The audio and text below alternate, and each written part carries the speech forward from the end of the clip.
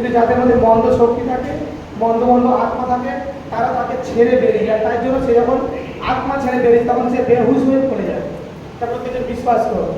আজ প্রত্যেকজন পরকে কথা দিয়েছু, আজকে থেকে আমি প্রত্যেকজন আদমি পিতা হিসাবে বলে রাখছি, কেউ কখনো জীবন চলে যাবে কারণ নিন্দা করবি না। হ্যাঁ দিব না? পরমেশ্বর ব্যতীত কারোর সামনে মাথা নত করবি না। হ্যাঁ দিব না? কারোর চর্চা করবি না। ঘাটে গিয়ে বসে বসে 1 কেজি আপেল 500 টাকা নিন্দা করার দরকার নেই।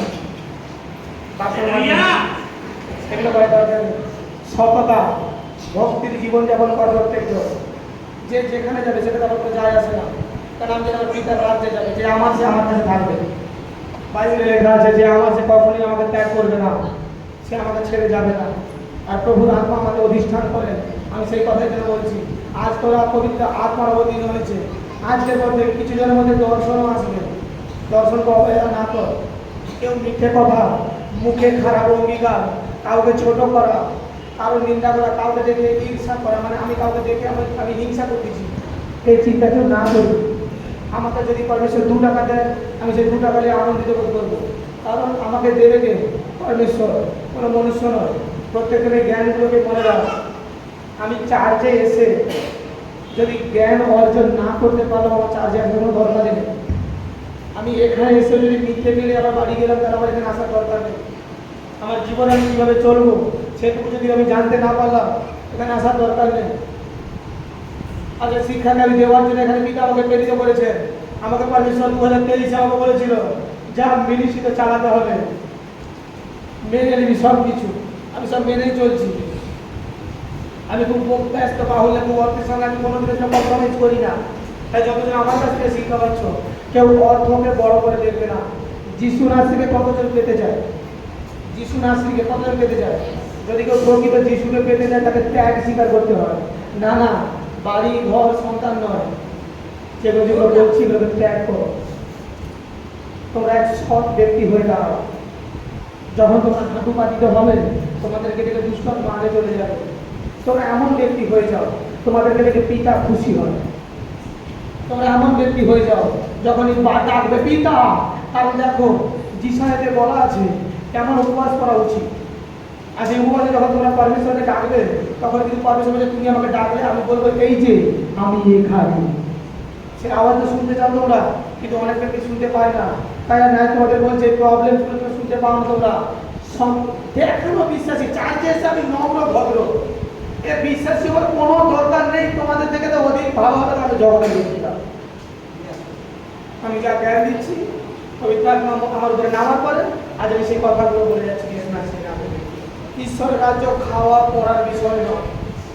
এই দেশ থেকে কেউ না পড়া পরমেশ্বরের দাস হতে গেলে কালো বেজারের প্রয়োজন আছে না, সেটা আমরা পড়ে আসছি। শুধু এটা ব্লেসিং দিতে তা নয়, তুমি যেখানে পরমেশ্বর আরাধনা করতে বসবে, সেখানে পরমেশ্বরের সামর্থ্য তোমার জন্য নামবে, যদি প্রভুর বিশ্বাস হয়ে থাকে। কারণ তোমাকে পরমেশ্বর সুস্থতা করছে, তোমাকে ঈশ্বর সুস্থতা করছে, কিন্তু ঈশ্বর কোনো মতে চায় না। আচ্ছা, আজকে নতুন কতজন এসে হাত ধরা কি নতুন আজকে এখানে এসেছে? আচ্ছা, নতুন আজকে দেখো কতজন নতুন এসেছে।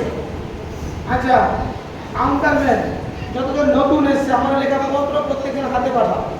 যে পত্র আমি লিখে দিয়েছি, যতজন নতুন হাতটা উঠার পত্র লে প্রত্যেকবারে যতজন নতুন আছে ওদেরকে পত্র দেবেন। আমি আত্মাতে, কারণ প্রার্থনা আমার কোনো কোনো সময় রাত্রে 2:30টা পর্যন্ত হয়ে যায়। আর যখন পরমেশ্বর কখনো কখনো 2 ঘন্টা 2.5 ঘন্টা যখন যেমন। আর সেখানে পবিত্র আত্মার কিছু কথা আমি লিখেছি, আরও কথা, এটা অনেক সীমিতভাবে আমি লিখেছি। এগুলোকে যদি কেউ ধরে ধরে প্রার্থনা করে, তার জীবনে সে ব্লেসিংকে দেখবে। এবং আমি কিছু জ্ঞানের সাথে দিয়েছি, যেগুলো থেকে তোমাদের বিরত থাকতে হবে, তোমরা সেখান থেকে বিরতি থাকবে। দেখো আমি আরও বলছি, দুষ্ট আত্মা আমার কাছে দর্শনের কথা বলছি। আমি এমন এক দর্শন পেলাম যে আমি এক জায়গায় যাচ্ছি, ফলে গাড়িতে বসে কে কে যাচ্ছি? আমি। তখন আমি বিবাহ হইনি, আমার স্ত্রী, আমার মা। সেখানে এক বড় বৃক্ষ, আর আমি দেখছি সেখানে এক অনুষ্ঠান হচ্ছে, যেখানে খোল কলকা নিয়ে তাদের মতন আলোচনা করছি, ঈশ্বরের আলোচনা মূর্তি। আমি দেখে টোটোটাকে ঘুরিয়ে নিলাম। আমি দর্শনের কথা বলছি। আমি কিছু কিছু দর্শন তোমাদেরকে বলতে চাই, যাতে তোমাদের জ্ঞান চোখ খুলে যায়। আর দুষ্ট আত্মা আমাকে বলছে আমি তোকে বাড়তে দেবো না। আমি বলছি কেন? না, যদি কেউ তোর কাছে চলে আসে আমার রাজ্য খালি হয়ে যাবে। তোর বাপ এখানে এসে চমৎকার করে গেছে, তুই কি সেই কাজ করার জন্য এসেছিস? আমার বাপকে যিশু নাসরি, আমার আধ্যাত্মিক পিতা যিশু নাসরি, আমার গুরুদেব যিশু নাসরি, ফিজিক্যাল ক্ষমতা যিশু নাসরি, আমার আত্মা যিশু নাসরি।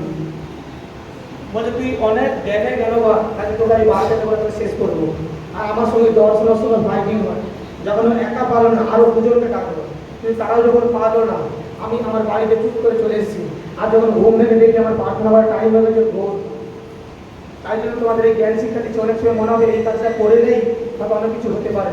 যেখানে যেখানে নিন্দা চলে, আমি সত্যি সত্যি বলছি, সেখানে ঈশ্বরের কার্যকারী হতে পারে না, কোনো দিনের জন্য নয়।